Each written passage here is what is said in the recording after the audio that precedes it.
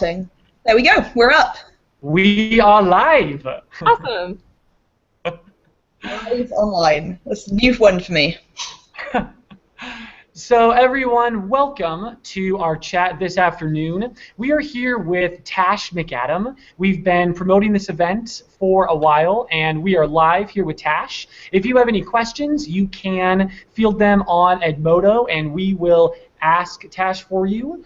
And Tash is also going to tell us a little bit about their process of writing and what's going on. So Tash, thank you so much for joining us today. Well, thank you for having me. I'm very excited to be here. Absolutely. So just kind of a warm-up question here. What got you into writing? Have you always been a writer, or is it a recent thing? Walk us through some of that. That's one of my favorite questions, actually. Because I think that people use the word writer in like a very specific way, whereas I've only very recently been a writer, but I've always told stories. Like I'm a story-driven person.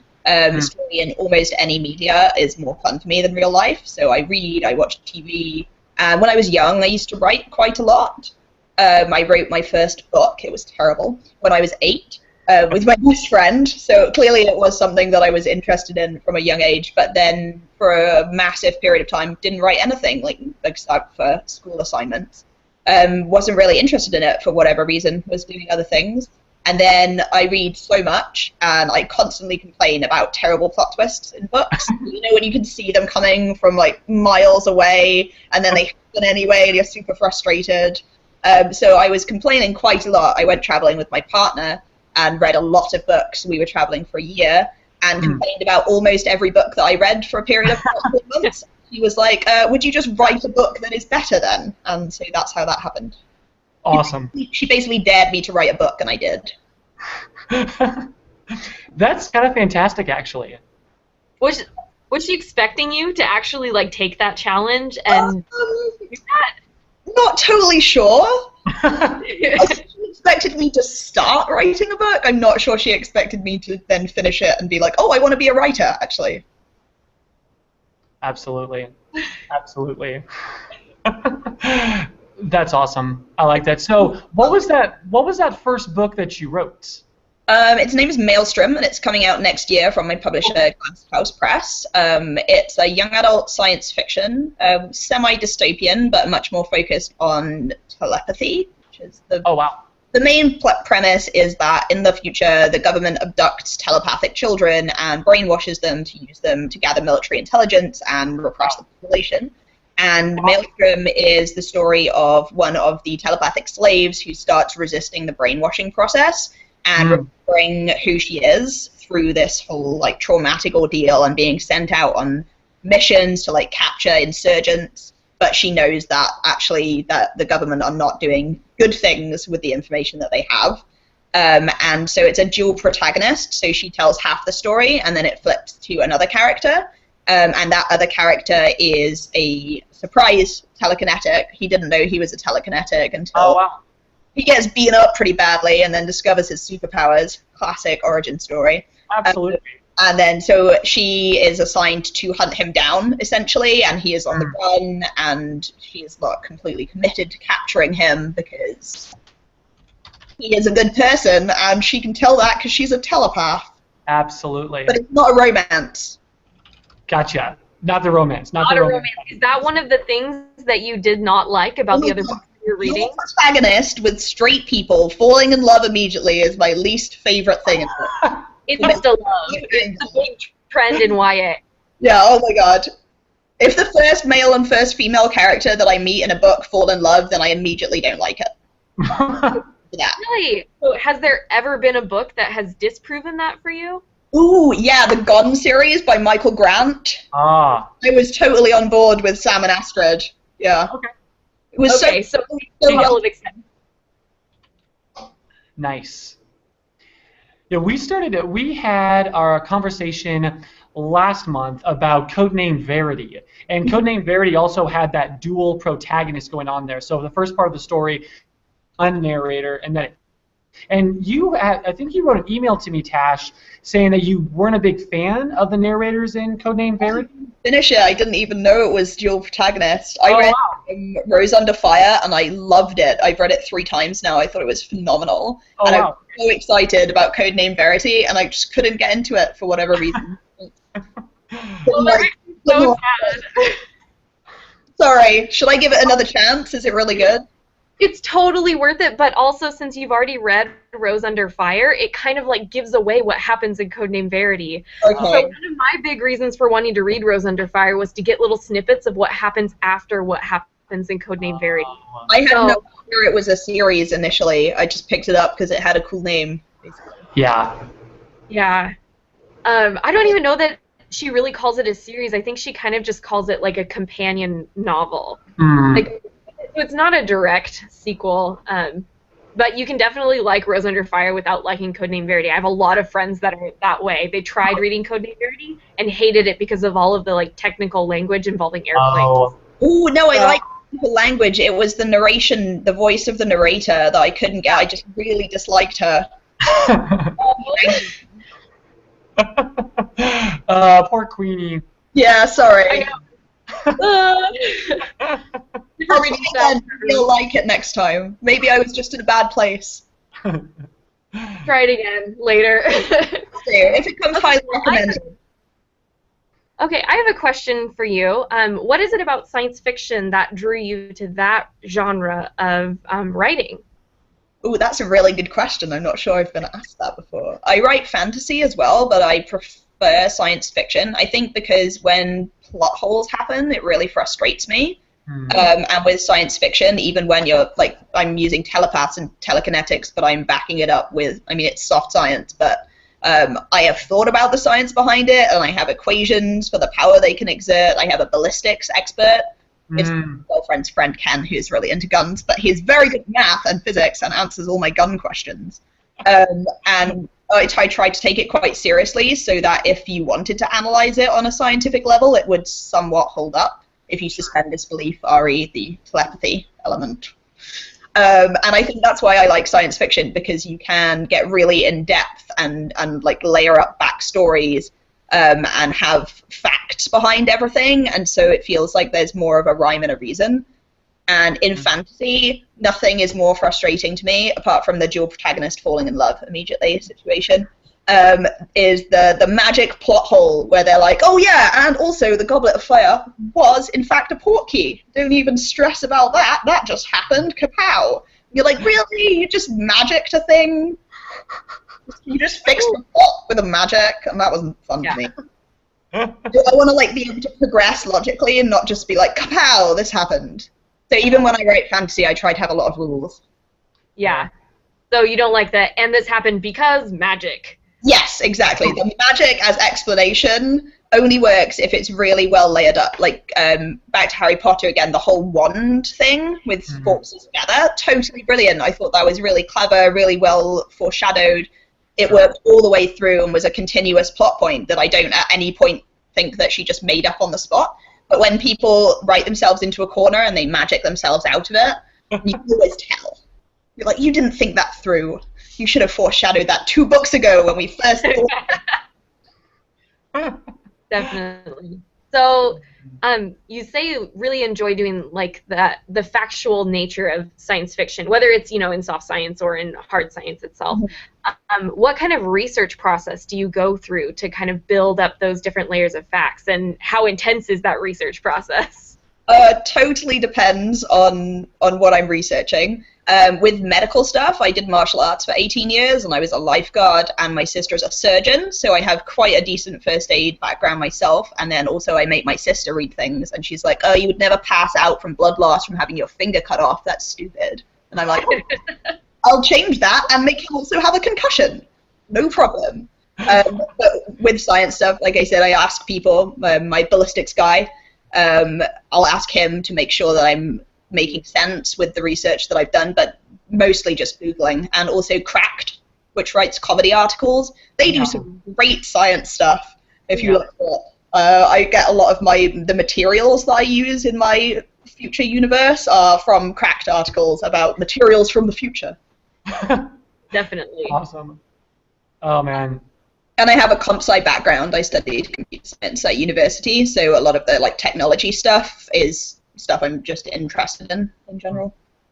Definitely. Oh, that's so great to have the tech background, because that's something that's really hard to go back and learn. Right now we're doing National Novel Writing Month at our library, and we have a lot of people that are trying to do science fiction, and they don't have tech background. So every once in a while during write-ins, we'll have somebody say like, "Oh, does anybody know about JavaScript programming?" Yeah. And everybody's just dead silent in the room. Nobody knows how to answer like anything. Well, with any genre, you'll always have questions like that, and that's why writing groups and stuff are so much fun, because you can ask people, and Google obviously knows the answers to most things. Dear Google, how many ounces of pressure would it take to break the metal that I invented? Do you know that? No. Oh, it's a good question to ask. So we have a question from Shelby, who's one of our teens on Edmodo, and she is wondering how many books you have written.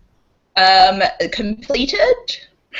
Okay, so I'm writing currently what will be my 3rd completed full-length novel. I mean, assuming I actually get to the end of it, which I think I will. I'm feeling pretty confident about it. I have a novella called Slam, which is about 1/3 of a normal book length. It's like half the length of The Hobbit, which came out last year, and a couple of other short stories floating around. But novel-wise, I've finished 2 to the point where they're in serious edits, and I have another one that I am currently stuck into for NaNoWriMo. Awesome. Oh, so you're doing NaNoWriMo. I am, yeah, but it turns out my bad guy is now my favorite character, so I've got a major plot hole that I have to deal with, because he's oh no. great. Now I don't want to murder him, so. That totally happened to me last year during NaNoWriMo. My worst, like what I thought was going to be my least favorite character became my favorite character, and then I had to make them survive until the end. It's such a nightmare. Like, why have you done this? You were supposed to be awful. I know. That's what happens when you give characters too many dimensions, and then you start feeling sympathy for them, and then it's a slippery slope. Okay, so sorry, I had another question for you. Just one second. Okay, how many novels have you started? Ooh, okay, that's a really fun question. So I have the sort of mind that likes to work on a lot of different projects in the background when I'm doing other things like having a job and cooking. I have 14 universes, but none of those are going to be a single novel. So in theory, I'm working on like 14 first books in a series. But mostly they're just note form still. I have some maps for one of them because I'm really excited about the geography. So I drew some maps. So do you jump around between projects while you're writing through, or how do you go about basically differentiating those different series? Well, they all have very different worlds. Like, I'm not writing 2 science fiction novels that are in a similar setting or anything, so keeping the worlds different is easy enough. Characterization, like getting into a character voice, I worry about blending from character to character. So I try to like commit to one for a while and then swap. So I'll do like a month on a book, and then when I run out of steam, I'll switch to a different story. Because I can get really excited about something and then work really hard on it and then hate it because I've been working on it, and work's no fun. Doesn't matter what your job is. When you have to do it, it's really boring. So then as soon as I get like angry with my book, I'll go to a different story. Yeah, definitely get that. So on your process in writing, I know that a lot of authors will set limits for themselves. Like, I'm going to write, oh, everything froze. Okay. I'm going to write 2 hours a day and I have to write for those entire 2 hours, or I'm going to write 2,000 words a day. Do you set a limit for yourself, or do you just kind of free flow, write as you feel it? Exactly the second. 2,000 words a day is my target. I try to write in chunks, and so sometimes I try and do 2,000 words twice a day or 2,000 words 3 times a day. So I'll do my first chunk, and then if I'm feeling really positive at the end of it, I'll still take a break when I'm at a good point. I don't like hit 2,000 words and stop in the middle of a sentence. I'll finish the paragraph, and then if I'm still feeling really positive, I'll try and go back to it in the afternoon, and then if I'm still feeling really positive, in the evening. Yeah, And for the teens that are listening in, about how many pages does 2,000 words come out to be? Oh my god, I have no idea. No, I was like trying to think about it in school terms. Google Drive, and I just finished a story that is 45,000 words, and it is 95 pages. Okay. Okay. So, do some maths, people who are good at maths. Not me. not me. Sorry, team. Okay, so 45,000 words divided by 95 pages. So there's about 500 words per page. So when you're writing 2,000 words, you're going to be at about, 4 pages then? Give or take, I guess. Yeah. So that's that makes really understand. Go ahead. I wrote a short story that was only 6,000 words, and I think that is about 12 pages. Gotcha. Yeah. Cool. All right, so for you, what is the hard... Oh, go ahead. Sorry, I was just going to say, it totally depends on your text size, your yeah, for sure. spacing, your margins. Definitely. Full formatting. Take notes, students. Margins and text that you use and font, really helpful when you're writing papers. Very helpful. Either written too much or too little. Yeah. When you're trying to fit your resume onto one page so that they can like, oh, they only need 3 millimeters for a margin, right? This is acceptable. Oh, yeah. Okay, so a couple other questions for you. What is the hardest thing about writing for you, and what is the easiest thing about writing? I'm going to do easiest first because it's easier. The easiest thing for me is coming up with like action plots. Like I'm a very plot-driven writer. I like to have a lot of things happening and different threads that are going to connect, and lots of action, lots of fight scenes, lots of murder. Quite keen on murdering my characters unexpectedly. It's plot first. It's so exciting. I don't know if they're going to die or not. I don't like books where it's like in a war or whatever and nobody dies because I have no sense of fear for the characters anymore. Like, at least throw in a maiming so that I feel like there are some real consequences and not just like, we'll fight for a bit and then go home and have a cup of tea and some cake and everyone will be fine. And everything will work out. And for me, the hardest thing probably is describing what I see for the world. Like, world building would be the technical term, I think. My editor is always just leaving notes like, what does this look like? What does this look like? What does this look like? And sometimes it'll be like, that, and then she will point out that the entire scene could have taken place in a cave and no one would know because I have at no point stated what anything around the characters looks like. And I'm like, ooh, but the dialogue's really good, right? Then I have to go back and be like, they are not in a cave. Just add at the very beginning, not in a cave. Yeah, and then some like bits of description throughout. You know, they say something witty and then turn to face the brass candelabra or whatever. Yeah. I don't know where that came from. I have no stories featuring brass candelabras. Next, that's the next thing you're gonna add in. I'll just pop it in like an Easter egg. It'll be in a cave and there'll be a brass candelabra. And we'll know. Yeah. We'll know where it came from. But only you and the people watching this video. Speaking of where things come from, where you mentioned getting ideas from different magazines that you read and different articles that you read. Where do you generally get your ideas from for your stories? Oh God, my brain makes stories up constantly. The Origin of Maelstrom, my first book, is the first thing that I really wrote like seriously with the intention of producing a story for other people to read.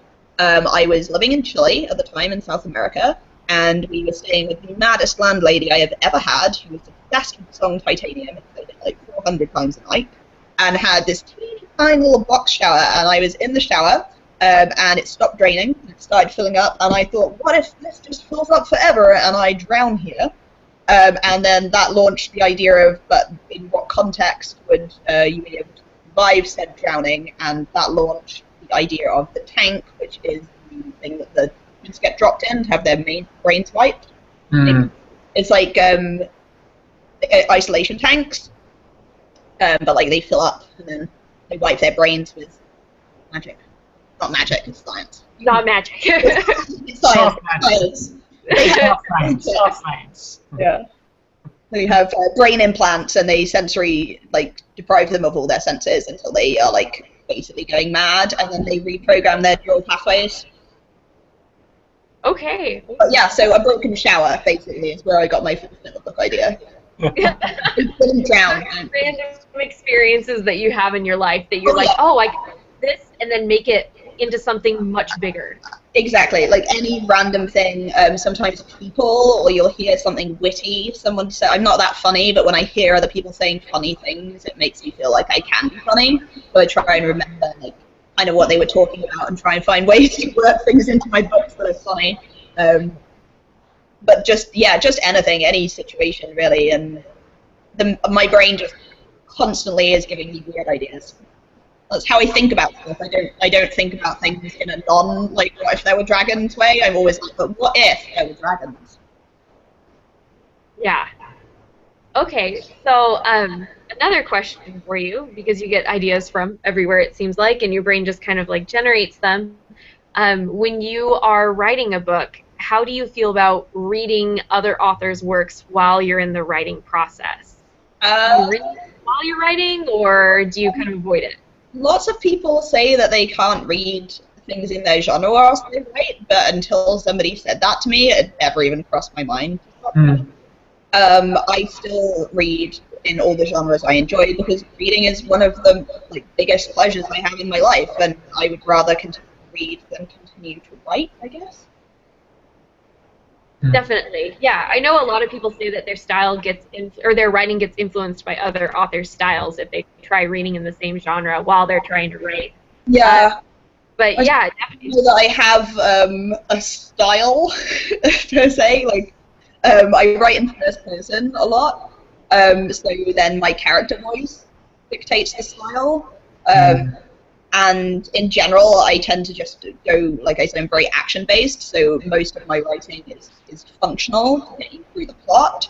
I'm not a literary prose writer, I guess. I don't have sentences that make people stop and go, "This is beautiful," very often. But they are "This is cool," which is really what I'm going for. Absolutely, yeah. Absolutely. So you talk about a character voice. Is that something that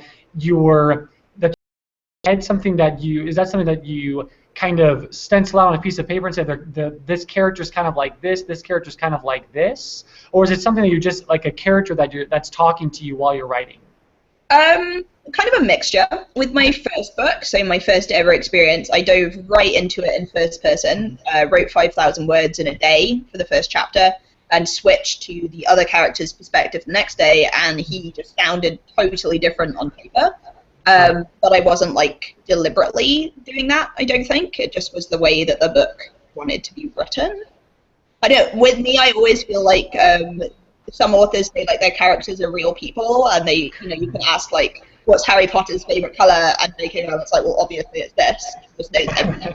I feel like I know all of those things about my characters without ever having to sit down and write a questionnaire about them.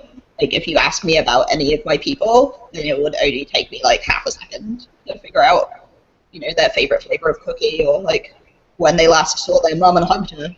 Sure. Definitely. Awesome. Well, we have another question from a teen on Edmodo, and she wants to know a little bit more about your life. So how you grew up, and kind of basically how you came to be the person that you are. Formative experiences. Okay, so I was born in Wales, in a pretty small town just outside of a place called Chepstow, which is where J.K. Rowling went to school. I actually know the guy that she based Severus Snape on. He used to teach my boyfriend chemistry, so that's fun. I left when I was 18, and I went traveling. I went to South Africa, Australia, where I joined the circus, which was awesome. New Zealand, and then North America for a while, and that was amazing. My parents are big on holidays and traveling, so they really encouraged me to explore the world, and that's something that I've carried a passion through my whole life. So I went to university, studied computer science, which was super fun whilst I was doing my degree, but I swiftly realized during my final year project that I in no way wanted to do this for a living, because when you design computer things for people, they always try and tell you what to do, and I'm not really into that. So I was unless I start my own company, this is pretty much not the best place for me. So a skill that I had was English, because I was born in an English-speaking country, and I moved to South Korea, where I was an English teacher in a high school, which was amazing. And I actually met my partner in South Korea, right out of university, and then we lived together in South Korea for a while, and then we went traveling together, again, mostly around the world, and then we ended up in Chile. We were living in South America for a while, and then I wrote my first novel, and then we moved to Canada. She's Canadian, and she wanted to go back to school, do her teaching degree, Bachelor of Education. So I came here and got a job as an English teacher, and taught English to adults, which was awesome.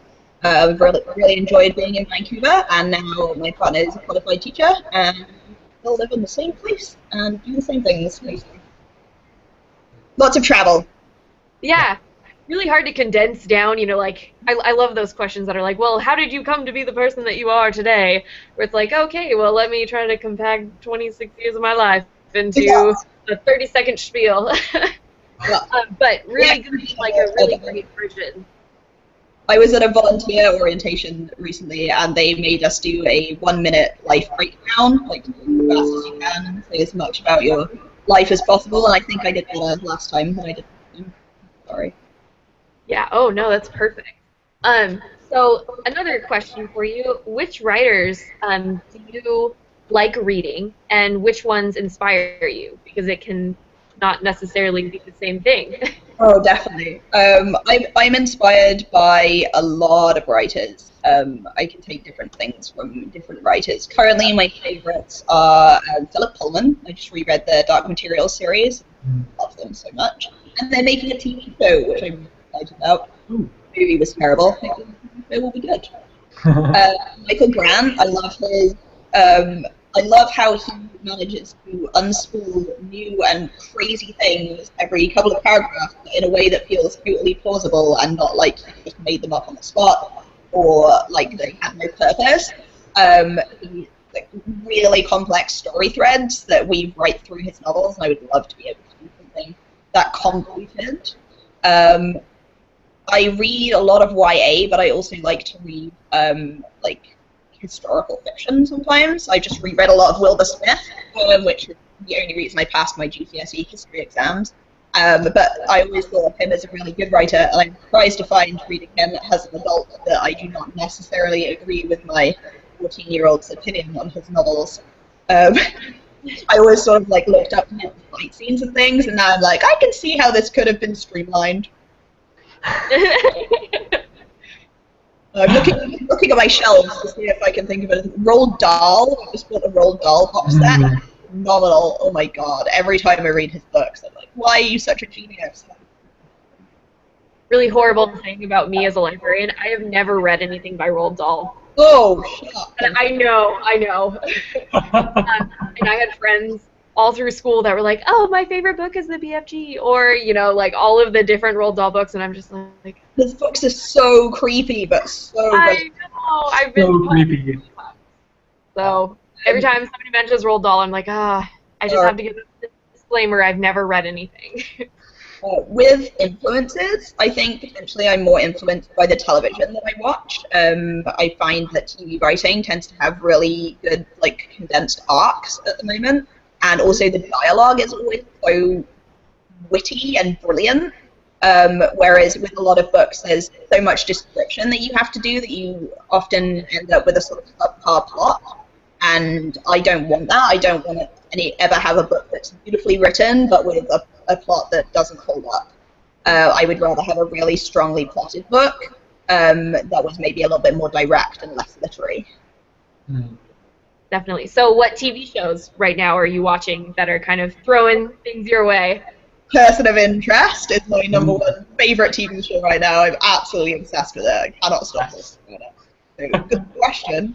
It starts out as like a crime procedural with these two guys being given information by a artificial superintelligence who predict crime, essentially violent crime, and so it's a vigilante show where they solve crime. They don't know if they're the victim or the perpetrator. Very exciting, but it rapidly turns into like a war between super intelligences, and the characters are just fantastic. I love it so much. I'm watching it for the second time right now. Oh, I have never watched that one, but now I feel like I have to go and find it. It's on Netflix, and it's amazing. On Netflix, okay. Because that's basically the only way I watch things, is if I can binge watch them from first one to the end. Otherwise, it's just too inconvenient. Who has... Right? Why would I want to have to tune in every day or every week at a specific time? No, that's not the world we live in anymore. No, not at all. Okay. So, other things. You're writing a book series right now. So you said you're working on book 2 or finalizing editing, right? Finalizing editing for book 2, and you have your first book coming out next spring. Finalizing editing for book 1. Okay. Oh, okay. And it's coming out next spring. Yeah, and then I have another book that is with my publisher, which is the first in a new series, which is an urban fantasy set in London, which is essentially the story of dimension rips. Kind of like a little bit Doctor Who-ish. So there's these pairs between dimensions, and there's about teenagers, there's warriors who have strength and speed and resilience, there are warlocks who are gifted with magic, and there are weavers who are able to open and close portals between dimensions. Until they go mad, kind of thing. And so there are all these dimensions trying to open portals and essentially subjugate humanity, and there is this like school of superpowered teens in London who have to stop that from happening until they go mad or their powers dissipate, which happens around the age of 24, which is when I decided you would be too old and unfit to fight monsters anymore. That's based on my own personal life experience as a martial artist. 24 was what I really felt like it had. So what is it about book series that draws you towards that as opposed to writing standalone novels? And do you think you would ever write a standalone? I really like writing short stories, so I feel like there's definitely a place in my head for writing standalone novels. But I think it is a case of like kaleidoscopic ideas, where I have this of an idea, and then that might work as a standalone novel, but then my brain doesn't go, okay, that's finished now. It goes, here are 500 more ideas that you could totally do with that first idea that you had, as long as you did this, this, this, and this on the way, and then set it up, and then kill everybody, but then he turns out to be the hero and go. And I'm like, okay. I guess I'll get 7 books then. Thanks, brain. 23 book series. Yeah. It'll be dead. My longest one's going to be 7, I think. Fingers crossed. Yeah. Oh, fingers crossed. It's intimidating. I feel like it's less intimidating to write a standalone novel, but then that's not how my stories are currently working. I'm still like just starting out as a writer. It's possible that I will change my massive amounts of ideas, but keep birthing more ideas in the future. Maybe I'll run out and just finish the like 400 books I currently have. Okay, well, how long on average does it take for you to write a book? And I know that's a really hard question to answer, but just, from the beginning of your idea through, actually having your first draft finished. So just first draft, not editing? Just the first draft, no editing. 3 months. 3 months? Oh my gosh. 3 months. You are so lucky. Do you ever experience writer's block then? And if so, and I'm guessing you do at some point, but how do you get over that? I have a couple of different, there's different kinds of writer's block. There's writer's block where you just feel like you can't write for whatever, like you're not feeling creative, which sometimes is because like whatever's going on in the rest of your life is too much to have any creative energy. Like if I was having a particularly rough class, for example, I would not be good at writing when I got home from that. So I would have to write like very late in the evening in order to get anything done, and I would feel good about it.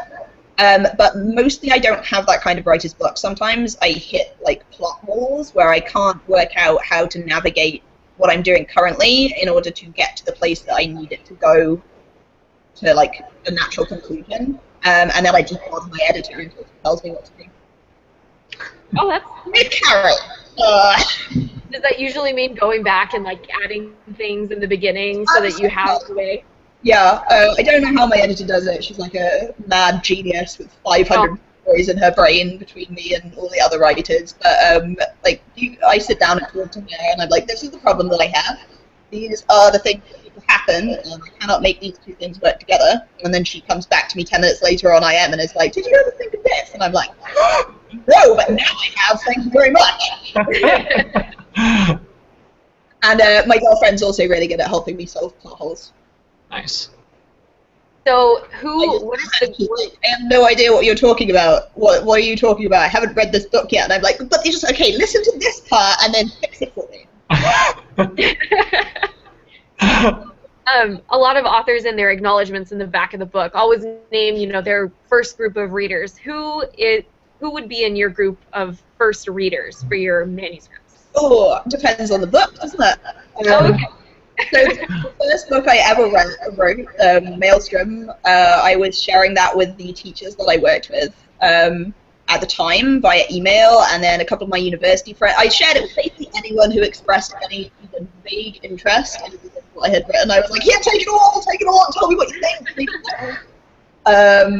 Yeah, my girlfriend, my parents both read it, which I was really nervous about because they're both quite fancy. And I thought they were going to hate it because it's like trashy, YA, plot-driven nonsense. For my dad, who reads very serious novels about the Second World War, and then he was like, "Oh, I quite liked it. I was very surprised." You're like, yes. That was the toughest one. My mum and my dad, they both read serious things, and I do not write serious things. Would you say that they're your toughest critics, or who would you say is your... Oh, they're too nice. They're too nice to be my toughest critics. I feel like even if they hated it, they would just look for like little things they could say that were nice. They're very sweet. My toughest critic, probably also my editor, in that she edits and says mean things because she has to make it better. First edits are the worst. You get your manuscript back when you print it, and it's all beautiful and clean, and it looks great, and then it comes back, and everything is red and yellow. And you're like, oh God. So do you do all of your own editing? Pardon? Do you do all of your own editing and proofreading, or do you have other writers that you work with to help you with that process? Do you mean before I send it to my actual editor? Yeah. I guess, no, I just do it myself until I feel like it's pretty good, and then I send it to Carrie, who then tells me it's terrible, and we fix all the things. And then it comes back to me, and it's a little bit less terrible, and then goes back to her, and then it's a bit more terrible, because we accidentally added 3 characters in the plot hole, and then we have to fix that, and then like 14 back and forths later, we're like, is this a reasonable thing, or have we read it too many times to even understand the words here? And then you put it away for a while, and then you read it again in a few months, and you're like, oh no, it does kind of make sense. And then you send it to other people who read it and tell you if it makes sense or not, and then eventually it's a book. So do you have a set amount of time that you kind of take to put the book aside and then come back to it to make sure everything's fitting the way that you wanted it to? Or is that kind of a process that you don't use? Well, it kind of varies. Sometimes it will be with my publisher and it will sit with her, and I won't have any option if I read it. It's just I'm waiting to be told what to fix or what was good, and I need that information in order to read it again. But when I've finished the first draft, before I start editing it myself, before I want to go back to the beginning and like read the story essentially and see if it makes sense, I usually go for about a month. So I write for a month period, hopefully, and then like a month after I finish it, I will open it and be like, okay, this is nonsense. Okay, so a question from Caden on Edmodo. He wants to know how many books you plan to write during the course of your life. Well, that's a horrible question. How could I ever predict that? I would like to write lots. 452. 400. I don't know. I don't know. Until I run out of ideas and nobody wants to read my books anymore, I guess. I have no idea what a reasonable number would be. I have like, I guess, 30 books that I have sort of planned that I really would like to write all of. But I also have other ideas. Like, I just wrote a short story for an anthology that I'm really excited about, and whilst I was writing that short story, I was like, ooh, and then this all could happen. It's supposed to be a one-shot, 7,000 words, and then now my brain's like, ooh, and a quest and an abduction. Let's do that after this short story. And I'm like, God damn it, don't have space for a new story in my brain. Do you enter a lot of contests, or do you have a lot of anthologies that people ask you to write for, or where do you write, if it's not like not only in your books, but what other places do you write, or where is your work?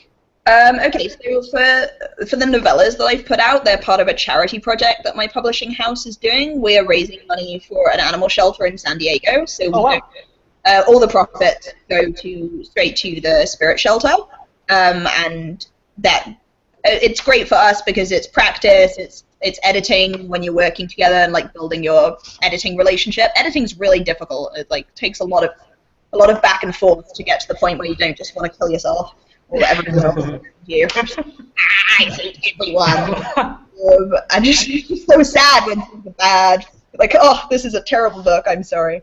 So those are my novellas that I've done, and then I did a short story for a project called Brave New Girls, which is a charity anthology. It's awesome, raising money for women in STEM. So it's all of the proceeds for that go to the Women's Society of Engineers, and it is short story collection written by a huge variety of very talented authors, where each story features a female protagonist who is in some way technically or scientifically inclined. So it's not like a katana-wielding action adventure. It's like brains over brawn and like codes. And it's really good. Highly recommend it. And then I just wrote the new short story I was saying about is for a publishing house called Ink and Locket, who are doing a YA LGBTQ warriors anthology, and they actually approached me on Twitter and asked me to submit, and their project sounds amazing, so I did. I don't know if they've accepted it or not yet, but that's a story I'm really pleased with. So definitely. Very cool. Okay, so another question for you. Who have been some of your mentors in the past that have kind of encouraged you to go the way of being a writer? Ooh, that's a really good question. My English teacher in high school was just one of those people who is so passionate about the subject that you kind of get infected by it. My parents, definitely. My whole family are huge readers. Me, my dad, my mum, and my sister, we sit and we read. Like, that's been a huge part of my life since I was very, very small. And my parents are also the kind of people who are like, oh, you want to do that? You can totally do that. Go do that. It'll be awesome. So when I told them I was trying to write a book, they weren't like, are you sure? They were like, oh, that sounds amazing. So that was really encouraging. And then they liked it, like I said, so that was good. And then my girlfriend, I guess, because she was like, write a book then. Why are you always complaining about books? Write a book. But it was a lot more encouraging when she said it. And now my biggest mentor would be Mary Fan, who is a writer who's also in my publishing house. So we met just via sharing a publisher, and she is one of the brains behind Brave New Girls. And she's just fantastic. We talk about books and writing, and she helps me with plot holes and logic, and we discuss all of our characters' motivations. We recently wrote a crossover where we had one of my characters from my Dimension Ripping series rip accidentally into one of her characters' dimensions, and it interact in a forest whilst being hunted by blood wolves. It was pretty sweet. Out on the Glasshouse blog, we had a lot of fun writing that. Just for fun, we were like, this sounds cool. We could totally, because there's dimension ripping. We can just make it happen. It'll be fine. Magic.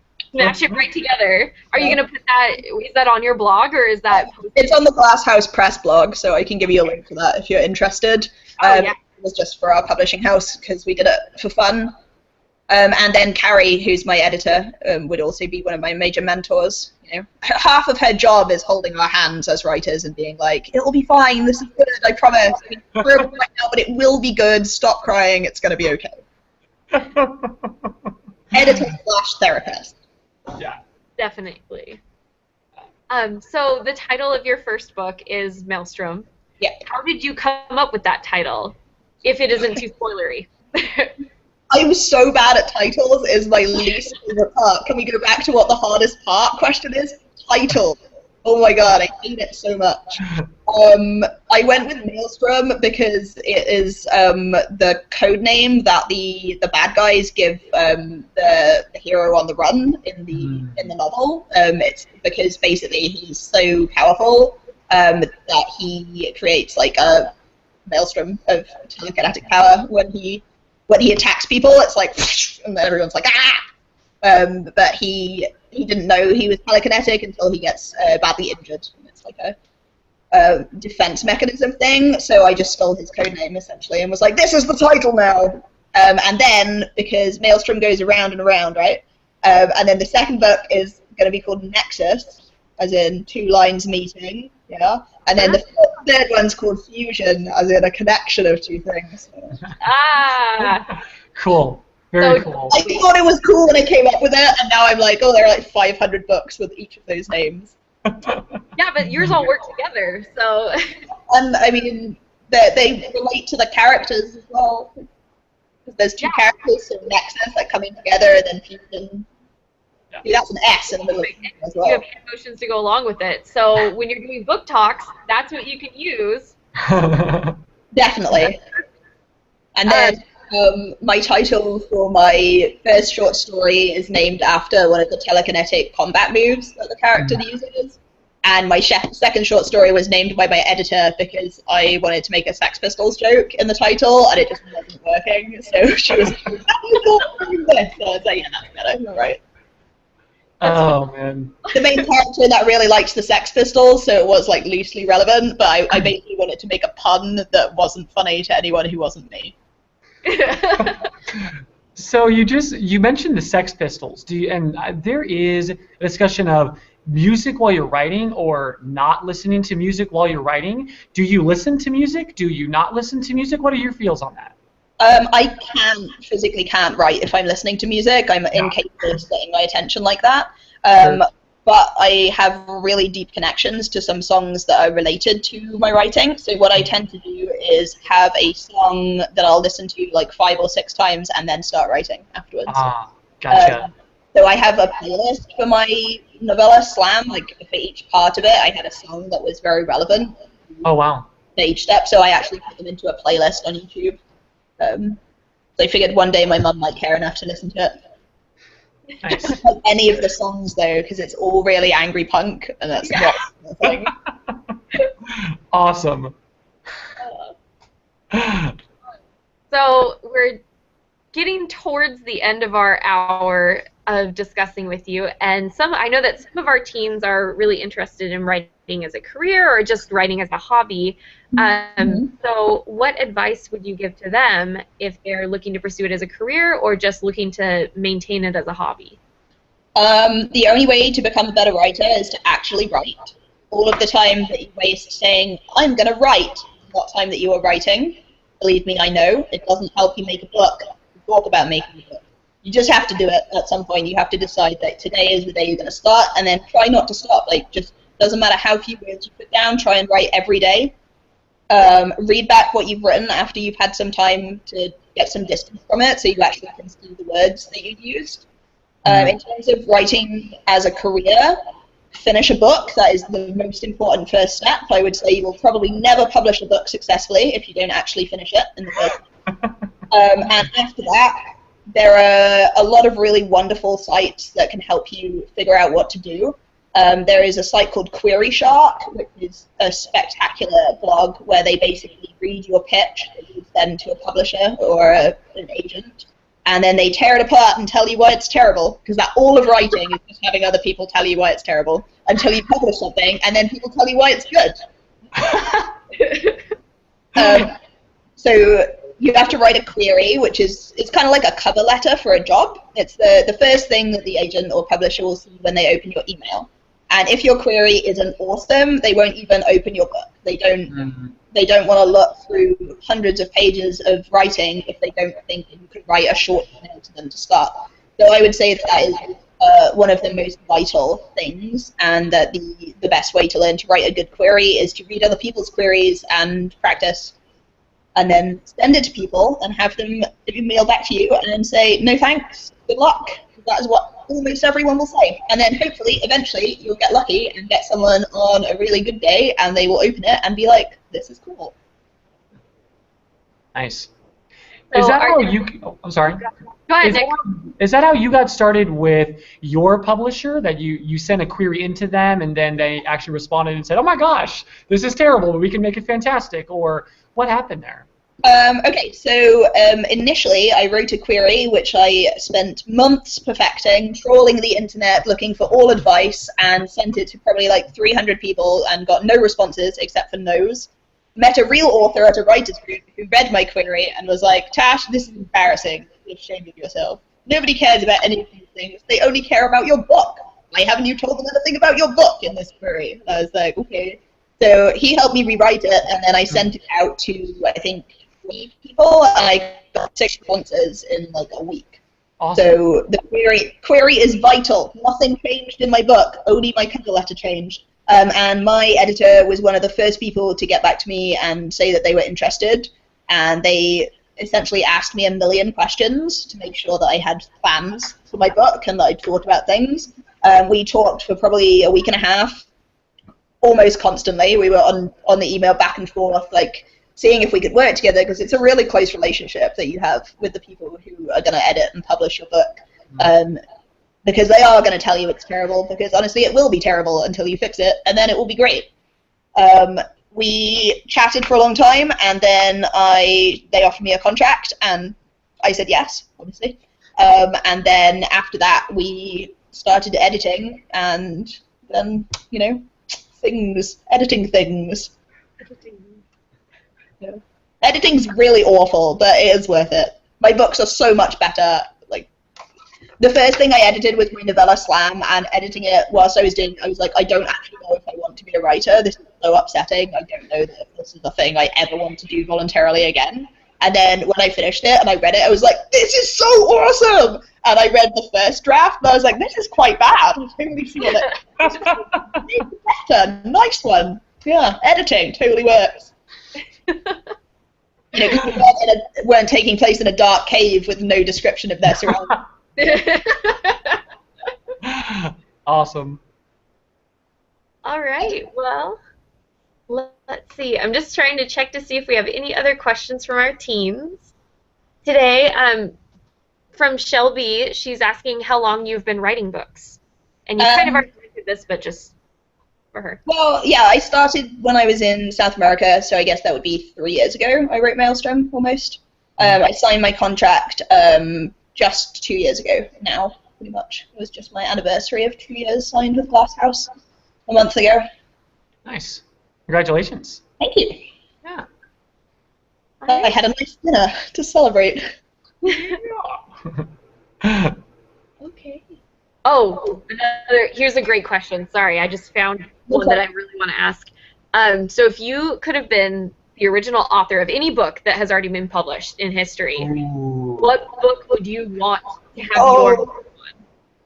Oh, that's a really difficult question. The obvious answer is Harry Potter, because then I would be extremely wealthy, and that would be amazing. And also those books are spectacular, and one of the biggest achievements in the literary world, I think.